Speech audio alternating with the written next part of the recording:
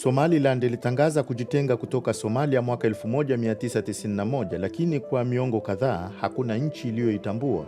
Hali hiyo ilibadilika hivi karibuni wakati Israel ilipotambua rasmi uhuru wa Somaliland mwishoni mwa mwaka 2025.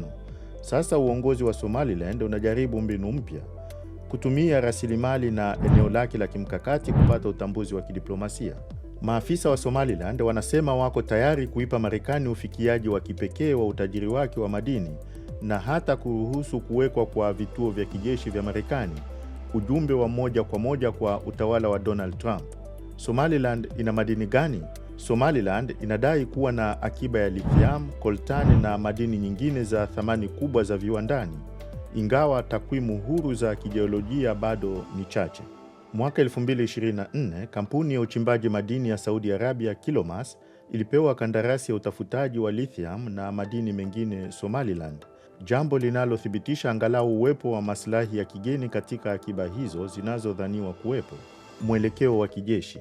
Kuruhusu vituo vya Marekani kwenye ardhi yake si jambo dogo. Somaliland iko moja kwa moja ng'ambo ya Ghuba ya Aden, mkabala na Yemen, eneo lenye mvutano ambapo waasi wa Houthi wamekuwa wakishambulia mara kwa mara meli zinazohusishwa na Israel na washirika wake.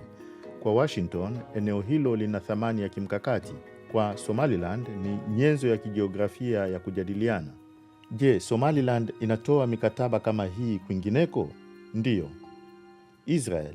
Baada ya kuitambua Somaliland, Israel imekuwa ikishawishiwa kwa mazungumzo kuhusu ufikiaji wa madini na uwezekano wa kuimarisha ushirikiano wa kijeshi, ingawa swala la vituo vya kijeshi halijajadiliwa rasmi.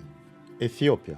Mapema mwaka 2024, Ethiopia ilichunguza uwezekano wa makubaliano yaliyohusisha ufikiaji wa bahari kwa kubadilishana na uwezekano wa kuitambua Somaliland, mpango uliosababisha ukosoaji mkali kutoka kwa Somalia na hatimaye mpango huo kusimama. Kwa nini yote haya sasa? Utambuzi wa Israel mwaka 2025 ulikuwa mafanikio makubwa ya kidiplomasia, wa kwanza katika historia ya Somaliland. Hargeisa ina matumaini kuwa huu ni mwanzo wa hatua ndefu, ikitizama madini yake, eneo lake na ushirikiano wa kijeshi kama ufunguo kwa uhuru wake ambao umekataliwa kwa muda mrefu.